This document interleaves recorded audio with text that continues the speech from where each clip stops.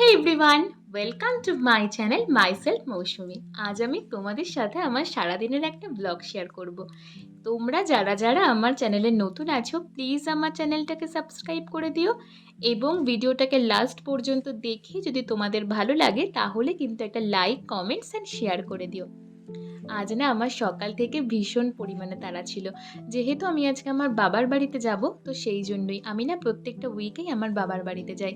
যেহেতু ওখানে আমার নাচের ক্লাস থাকে, আবৃত্তির ক্লাস থাকে, তো সেই জন্য। তাই আমি সকাল সকাল স্নান সেরে আমি ছাদে চলে গিয়েছিলাম জামা কাপড় মেলতে। তারপর ছাদ থেকে এসে আমি একটু স্কিন কেয়ার করছিলাম। তারপর দেখো আমি বিছানা গোছাচ্ছিলাম। আমার না একটা কাজ করতে সবসময়ের জন্য ভালো লাগে, সেটা হচ্ছে বিছানা গোছানো। সে যেটাই হোক না কেন, যেমনভাবেই হোক না কেন বা যত অগোছালোই থাকুক না কেন, এটা আমার করতে ভীষণভাবে ভালো লাগে। তো তোমরা দেখো আমার বিছানার পরে তোমরা অনেকগুলো টেডি দেখতে পাচ্ছ। জানো তো, ওরা কিন্তু আমার বিয়ের আগের থেকেই আমার কাছে থাকে।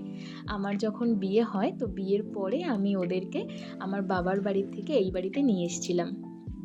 তো ওদেরকে যেন এক একটা করে নামও দেওয়া আছে। আমি না হয় সেই নামগুলো তোমাদের পরে কোনো একটা ভিডিওতে শেয়ার করব। তারপর আমি চলে গিয়েছিলাম রান্নাঘরে। আমি এখানে বাবা আর মামুনির জন্য করছিলাম ভাত, ডাল, আলু সেদ্ধ আর ডিমের অমলেট। তোমরা তো দেখতেই পেলে ভাত মোটামুটি কমপ্লিট হয়েই গেছে, ডাল আলু সেদ্ধও কমপ্লিট। আর এখানে আমি করছিলাম হচ্ছে ডিমের অমলেট। দেখো আমার ডিমের অমলেটটাও কিন্তু প্রায় কমপ্লিট। আর যিশু না কচুরি খেতে ভীষণ ভালোবাসে, তাই ও আজকে ওর জন্য এনেছিল দোকান থেকে কচুরি। আর আমি ওকে করে দিয়েছিলাম একটা ডিমের পোচ। তারপরে আমি যিশুকে ব্রেকফাস্ট দিয়ে আমি নিজেও ব্রেকফাস্ট করছিলাম মুড়ি আর টক দই দিয়ে। তোমরা জানো টক দই কিন্তু শরীরের জন্য ভীষণ উপকার, ভীষণ পরিমাণে ঠান্ডা রাখে। তো যাই হোক, তারপর আমি রেডি হয়ে নিচ্ছিলাম। দেখো আমি এখানে বলতে গেলে মোটামুটি রেডি। তো তারপর আমরা বেরিয়ে পড়েছিলাম আমার বাবার বাড়ি যাওয়ার উদ্দেশ্যে। আমার শ্বশুর বাড়ির থেকে আমার বাবার বাড়ি কিন্তু বেশি দূরে নয়, ওই 30 মিনিটস মতন লাগে। তো আমরা খুব তাড়াতাড়ি পৌঁছে গেছিলাম। তোমরা ওদেরকে দেখতে পাচ্ছ, ওরা কিন্তু একদম ছোটোর থেকে আমাদের বাড়িতে থাকে। প্রত্যেকটা না ভীষণ বদমাশ, ওদের প্রত্যেকের নাম আমারই দেওয়া। যেমন এর নাম হচ্ছে ঘন্টু। তো যাই হোক, তারপর আমি ঘরে গিয়ে দেখলাম যে মা পুজো দিচ্ছে। আমি তো তোমাদেরকে আমাদের ঠাকুর ঘর আগেই দেখিয়েছি জন্মাষ্টমীর সময়।